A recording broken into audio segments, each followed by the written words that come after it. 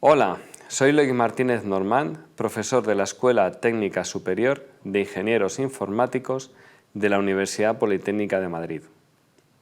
En este vídeo os voy a explicar un árbol de decisión que facilita la aplicación del estándar EN 301-549 a productos y servicios concretos. Este estándar puede aplicarse a productos y servicios TIC de cualquier tipo, pero hay un problema importante. ¿Cómo saber cuáles de los 279 requisitos y 11 recomendaciones se aplican a cada caso concreto? Cada requisito y recomendación tiene su propia precondición. Así que si un producto o servicio TIC cumple la precondición, entonces ese requisito se aplicaría. Pero contestar a 290 preguntas detalladas sobre un producto es inviable si el producto todavía está en desarrollo y se desea saber qué requisitos deberá cumplir. Y es muy poco eficiente si el producto ya existe y lo que se desea es saber qué requisitos cumple. Por ello, se plantea una estrategia basada en un árbol de decisión. El objetivo es reducir el número de 290 preguntas. Para ello, cada pregunta del árbol afecta a bloques de varios requisitos. Y además, la respuesta a una pregunta permite saber cuál es la siguiente pregunta. Con eso se reduce el número de preguntas necesarias. Así, habrá que contestar como máximo 37 preguntas para cada caso concreto. Se pierde algo de efectividad, ya que el resultado del árbol de decisión tendrá algunos requisitos que tal vez no se apliquen si se analizan los detalles del producto. Aún así, compensa la mejora de eficiencia. A partir de ahora os voy a contar poco a poco el árbol de decisión, empezando por los requisitos que hay que considerar para cualquier producto o servicio TIC. Hay 6 requisitos genéricos que tienen que considerarse para cualquier producto o servicio. Por ello, el árbol de decisión no contiene ninguna pregunta para ellos. Algunos de estos requisitos son ofrecer alternativas para biométrica, preservar la información de accesibilidad y no obligar al usuario a realizar acciones simultáneas. La primera pregunta del árbol tiene que ver con funcionalidad cerrada. Veremos para cada pregunta su identificador, que empieza por Q y que facilitará referencias posteriores, una lista de requisitos que se aplican si se responde afirmativamente a la pregunta y la siguiente pregunta que hay que plantear. Si el sistema tiene funcionalidad cerrada, pregunta Q1, se aplican 6 requisitos y se plantea la siguiente pregunta sobre el acceso a información visual, Q2. Si la pregunta a Q1 es negativa, entonces no se aplica ningún requisito del apartado 5.1 del estándar y se plantea la pregunta Q7 que veremos más adelante.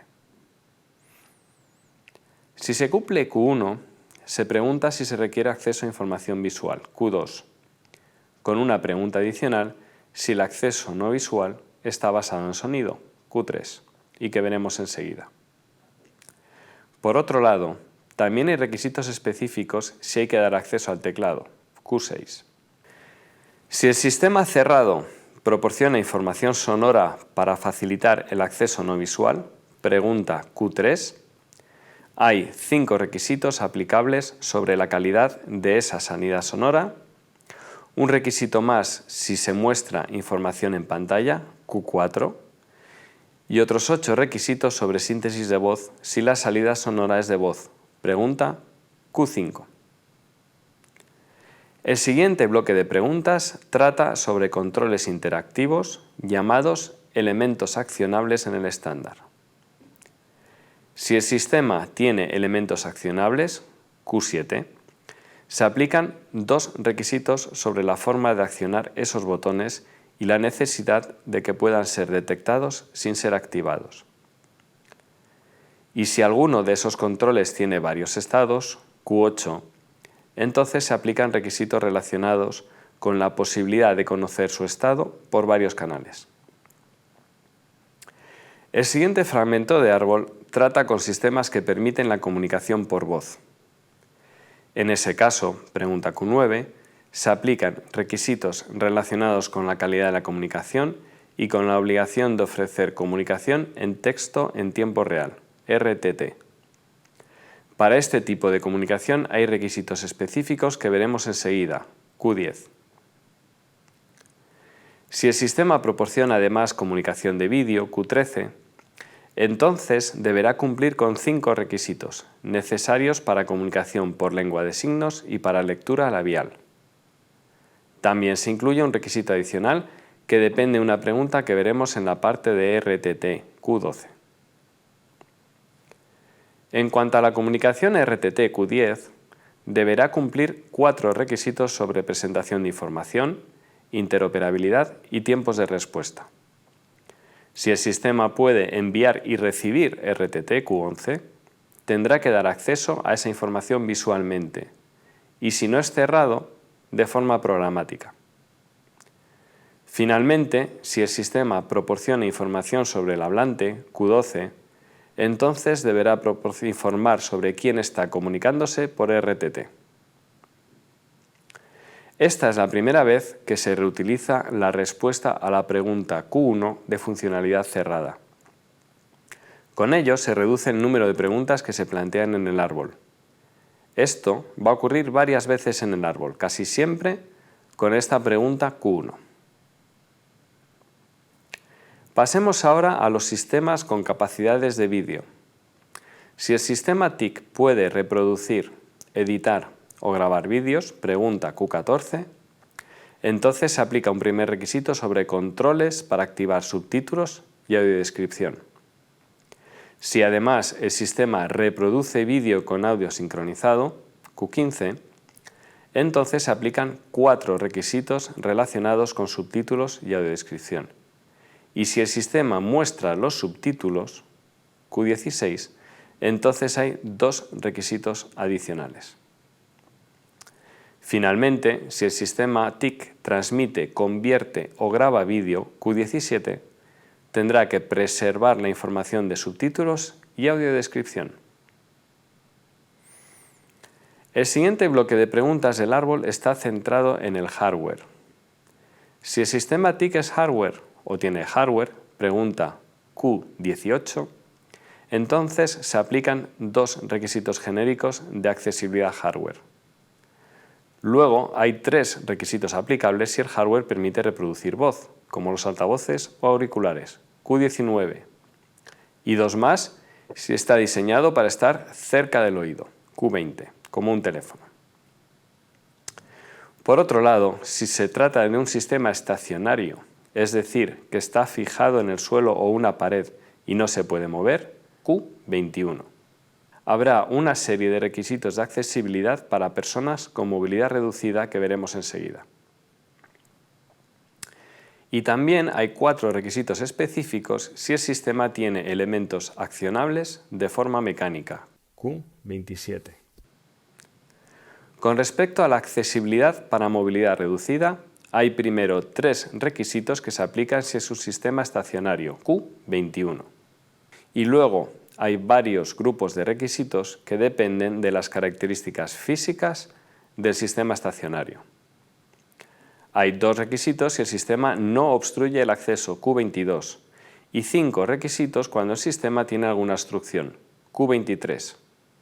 Y además hay 2 requisitos cuando hay obstáculos para pies o rodillas, Q24, y 2 requisitos adicionales que se aplican cuando el sistema está diseñado para alcance lateral, Q25, y presenta obstrucciones pequeñas, Q26.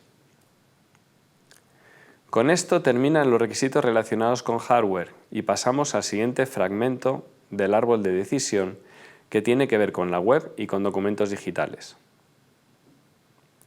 Si se trata de contenido web, Q28, entonces se aplican los requisitos equivalentes al nivel AA de conformidad de las pautas de accesibilidad web WCAG 2.1, organizados alrededor de sus 4 principios: perceptible, operable, comprensible y robusto. Y también se incluyen los requisitos de conformidad de WCAG 2.1. Algo muy similar ocurre con los documentos no web, pregunta Q29, pero con algunos cambios en la redacción de los requisitos, eliminando los requisitos de conformidad e incorporando 2 recomendaciones adicionales sobre subtítulos y audiodescripción. Y así llegamos al fragmento del árbol relacionado con software. Si el sistema es o tiene software, pregunta Q30, entonces se aplica un requisito sobre productos de apoyo. Y si tuviera funcionalidad cerrada, es decir, si Q1 es cierto, hay un requisito adicional. Si es software que proporciona una interfaz de usuario, Q31, entonces se aplican requisitos sobre interoperabilidad con productos de apoyo, así como no alterar las características de accesibilidad y las preferencias de usuario. Si además se trata de software no web, Q32, entonces se aplican requisitos derivados de WCAG 2.1. Estos requisitos se organizan en 4 grupos: requisitos de WCAG para software de cualquier tipo, requisitos para software que sea abierto, cuando Q1 es falso, requisitos para software cerrado, cuando Q1 es cierto, y requisitos para software cerrado que muestra información en pantalla, Q4 es cierto. Posteriormente se aplicarán o no requisitos sobre software de plataforma, es decir, sistemas operativos, Q33, y sobre las herramientas de autor, que son productos software que permiten crear contenidos, Q34. Y para terminar el árbol ya solo quedan los requisitos sobre documentación y servicios. Las 3 últimas preguntas del árbol definen los requisitos que se aplican a la documentación del producto, Q35, a los servicios de atención al cliente, Q36, y a sistemas TIC que proporcionan servicios de intermediación, Q37. Con esto hemos visto ya todas las preguntas del árbol de decisión. Resumiendo, en este vídeo hemos visto que hay un problema para saber cuáles de los 279 requisitos y las 11 recomendaciones del estándar EN 301-549 se aplican a un producto o servicio concreto. La estrategia para resolver este problema es usar un sistema de filtrado de requisitos basado en una estructura de árbol de decisión. Así, podremos decidir sobre la aplicación de requisitos con un número relativamente bajo de preguntas que hemos descrito en este vídeo. Finalmente, es importante no olvidar que lo habitual es que un producto o servicio TIC concreto tenga que cumplir con un conjunto bastante grande de requisitos o recomendaciones, en función de las características que ofrezca a sus usuarios. Con esto terminan los 3 vídeos que he dedicado a mostraros el estándar EN 301-549. Espero que os hayan parecido interesantes. Hasta pronto.